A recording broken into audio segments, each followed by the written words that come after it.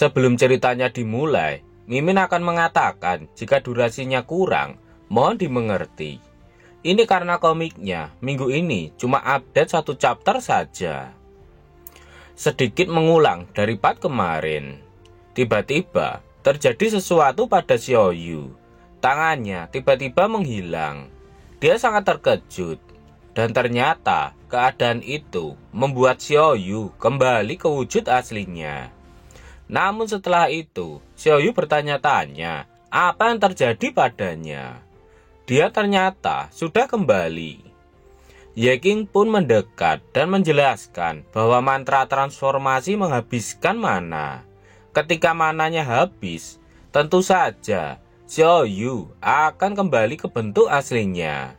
Jadi, Xiaoyu bukanlah sejenis monster.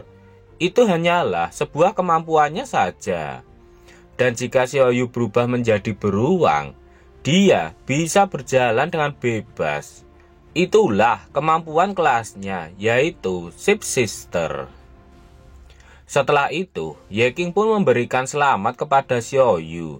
Karena Xiaoyu saat ini juga seorang yang bisa berganti pekerjaan. Seseorang yang bisa berdiri sendiri. Xiaoyu pun terlihat sangat bahagia mendapatkan ucapan selamat dari kakaknya. Dia tak percaya, bahkan dia bisa melakukannya. Kemudian, Xiaoyu pun bertanya, bisakah dia menjadi seperti kakaknya itu? Tentu saja, Ye King mengatakan tidak. Dia tidak akan pernah membiarkan adiknya melangkah ke dalam bahaya. Xiaoyu menanyakan, apakah Ye King pernah bertemu dengan seseorang? Ye King tak paham dengan apa yang ditanyakan oleh Xiaoyu. Sembari memperagakannya, Xiaoyu mengatakan jika orang itu sedikit mirip dengan Ye King. Orang itu bilang dia ingin bertemu dengan Ye King secara langsung karena dia pikir mereka berdua memiliki kesamaan. Orang itu juga berkata kalau Ye King pasti sama sulitnya untuk dihabisi, sama seperti Xiaoyu. Kemudian, Ye King mendorong Xiaoyu dengan kursi rodanya dan keluar menuju gerbang abyss. Sembari berjalan, Ye King juga mengatakan jika orang itu kedengarannya bukan seseorang yang cocok dengannya. Beberapa saat kemudian, Ye King telah kembali di rumahnya. Ye King terlihat sedang tidur dan tak lama kemudian handphonenya berbunyi. Masih sembari menutup matanya, Ye King pun mengangkat teleponnya. Orang yang menelpon itu langsung mengatakan kalau Ye King sudah beberapa hari tidak masuk. Sejak bekerja di pasar umum kota itu, orang itu tidak pernah melihat Ye King lagi. Orang itu juga mengatakan jika bosnya bilang kalau Ye King memutuskan untuk terbang sendiri dengan pria dari Blood Oath itu. Menurut orang itu, Ye King sangatlah berani. Ye King menyebut orang itu dengan sebutan paman. Ye King mengeluh kalau dia benar-benar putus asa untuk mencari uang. Jadi, dia harus mencari pekerjaan yang menghasilkan uang dengan cepat. Orang itu menanyakan apakah Ye King masih memulung. Ye King pun membenarkannya. Dia memang sampai saat ini masih memulung. Mendengar jawaban Ye King itu, orang itu langsung berteriak. Dia mengatakan kalau Ye King terlalu muda dan tidak berpengalaman. Orang itu mengkhawatirkan tentang keselamatan Ye King. Karena saat ini, Ye King telah menemukan pekerjaan baru. Jadi orang itu tidak perlu khawatir lagi. Orang itu juga berpesan agar Ye King berhati-hati di masa depan. Hal itu karena bagaimanapun juga adik Ye King sangat bergantung pada dirinya. Ye King pun berterima kasih atas perhatian orang itu. Setelah menutup teleponnya, tiba-tiba ada notifikasi yang masuk. Setelah melihat notifikasi itu, Ye King sangat terkejut. Ternyata Ye King mendapatkan pesan bahwa dia telah menerima 2.400.000 dari Liu Xingran. Ye King sudah menduga hal itu. Seperti yang diharapkan dari seorang bangsawan, dia melakukan banyak hal dengan cepat. Kemudian, Ye King pun membuka pesan dari Liu Xingran. Dalam pesan itu, Liu Xingran mengatakan jika dia telah menjual barang-barang itu atas namanya sendiri. Untuk itu, Liu Xingran berpesan agar Ye King tidak lupa untuk berterima kasih kepadanya. Ye King sangat senang ketika dia melihat jumlah nol yang ada pada rekeningnya. Setelah itu, Ye King mengatakan jika dia telah menjual semua barang jarahannya selama ekspedisi terakhir di Abyss dengan nama Liu Xingran. Dia terkenal, jadi tidak akan ada orang yang akan meragukan asal-usul dan keaslian barang jarahan itu. Kembali ke malam sebelumnya, Ye King memperlihatkan semua barang jarahannya yang dia dapatkan dari Abyss kepada Liu Xingran. Liu Xingran sangat terkejut. Dia bertanya kemana Ye King pergi sehingga dia kembali dengan begitu banyak perlengkapan yang sangat hebat. Namun dengan santainya, Ye King mengatakan jika dia baru saja pergi ke Abyss untuk mencari barang rosokan. Dan akhirnya dia pun membawa kembali semua barang-barang itu. Liu Xingran tahu jika Ye King sedang berbohong padanya dan menyuruh Ye King untuk mengatakan yang sebenarnya. Kemudian Ye King mengatakan jika dia tidak membutuhkan barang-barang kelas atas itu. Secara teknis, barang-barang itu adalah barang rosokan. Hal itu karena Ye King saat ini masih berada di level 1, sehingga dia tidak bisa menggunakan barang-barang berlevel tinggi itu. Apa? Kamu masih pemulung dengan level 1? Sangat memalukan sekali.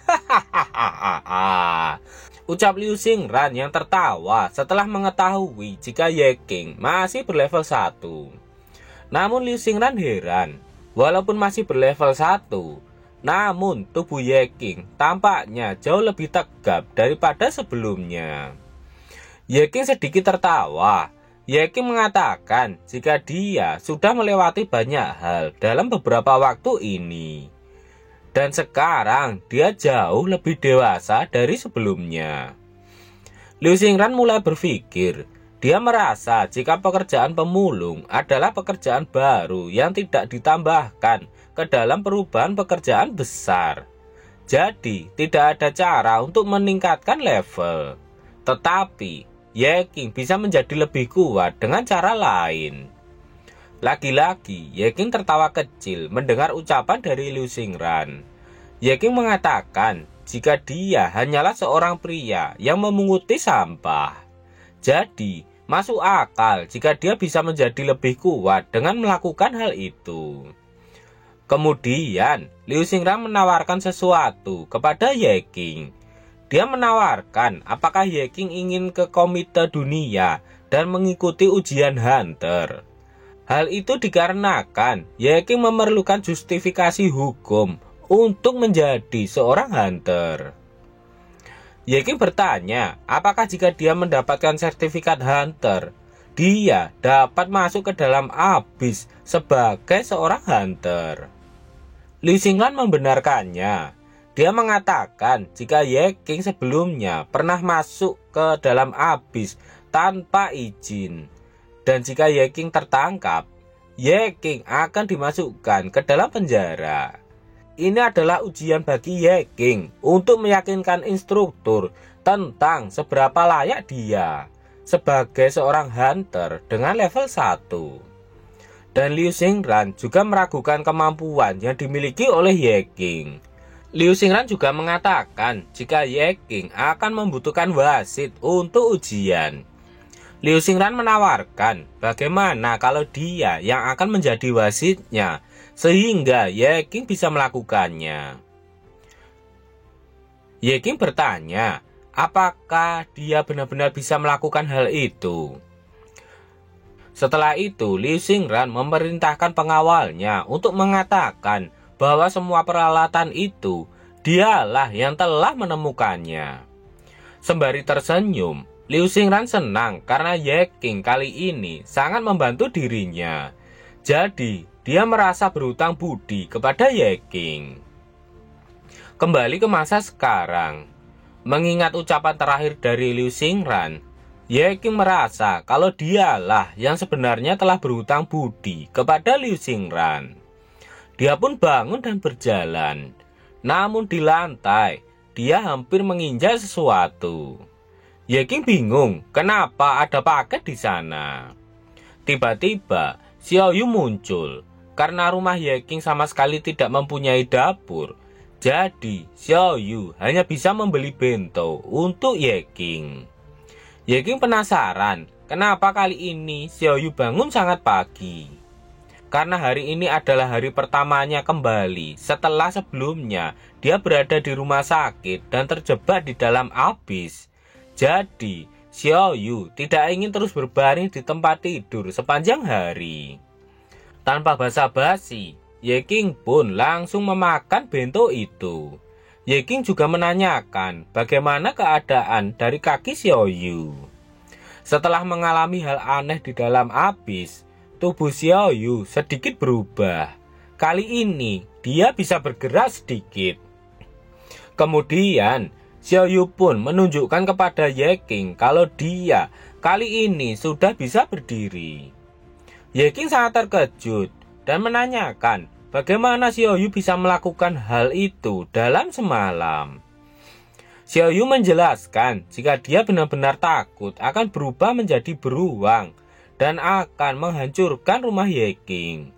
Jadi, Xiao Yu sangat berhati-hati dan memusatkan sihirnya kepada lututnya. Ye King menenangkan Xiao Yu. Di sana ada dia. Jadi, tidak ada yang perlu dikhawatirkan. Karena itulah, Xiao Yu tidak usah memaksakan diri.